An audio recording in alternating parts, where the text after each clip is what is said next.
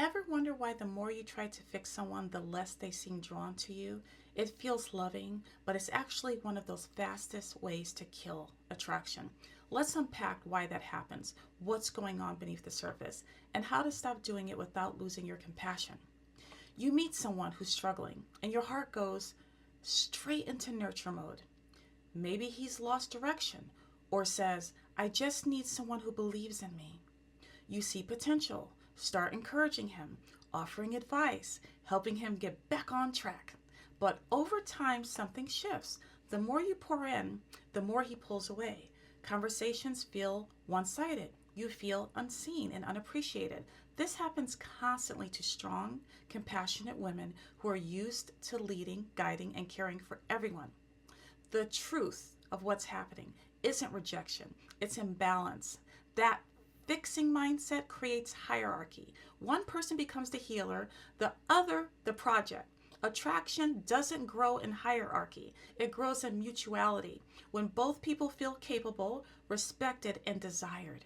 When you try to fix someone, even with good intentions, you unconsciously communicate, you're broken.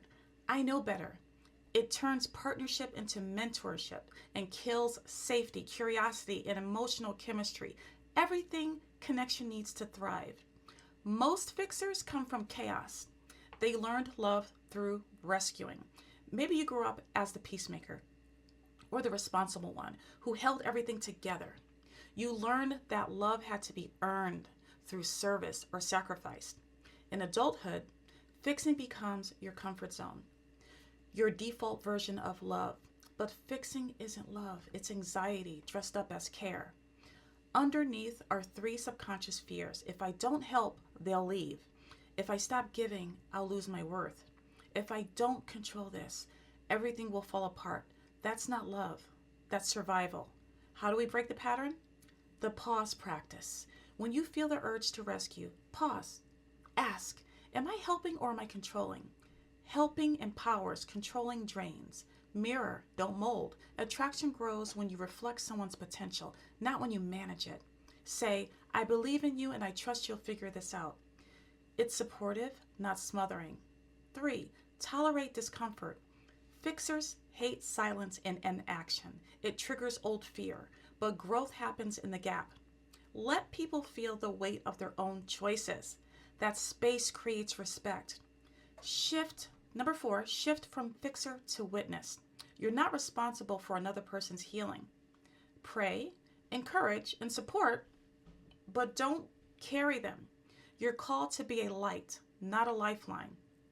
5, reframe your value. Affirm, I'm valuable because of who I am, not because of what I solve. You don't have to earn love through usefulness. You don't need to fix anyone to be loved. The right person will meet you in growth, not drain you in repair. Walk in wholeness, stay anchored in peace. Love is mutual, not managerial. When you stop trying to fix people, you give God room to move and you give yourself permission to rest. And this doesn't mean you don't help people. You don't point them in the right direction. You don't say, hey, I heard about this opportunity over here. There's a conference going on the 27th. You should look into that. You got to stop there.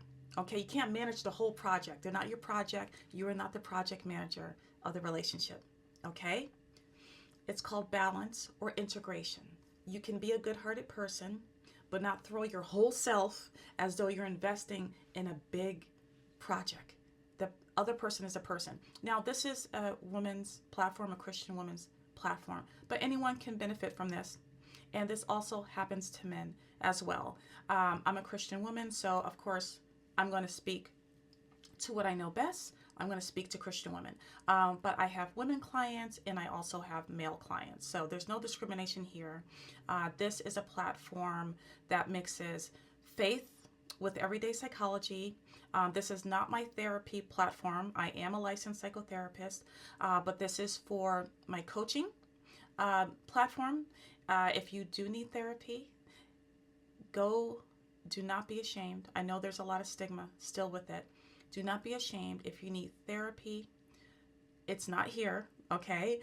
You will get a lot of health and wellness tips and ideas, but this is not therapy. This cannot be a stand-in for therapy. There are millions of self-help books out there. Okay, you can come here for wisdom and encouragement and add, use it as a contributing factor with other areas you're working on, but definitely either work with a coach or work with a therapist. Okay, everybody needs a coach, I heard someone say.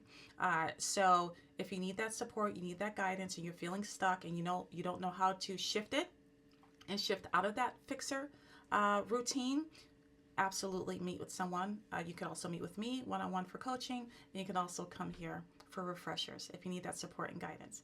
All right, I'm going to continue this topic on some more examples of what to do in situations like this, and I will be talking about other topics similar to this as well. So please stay tuned. Part 2 is coming tomorrow. Thank you. Ciao.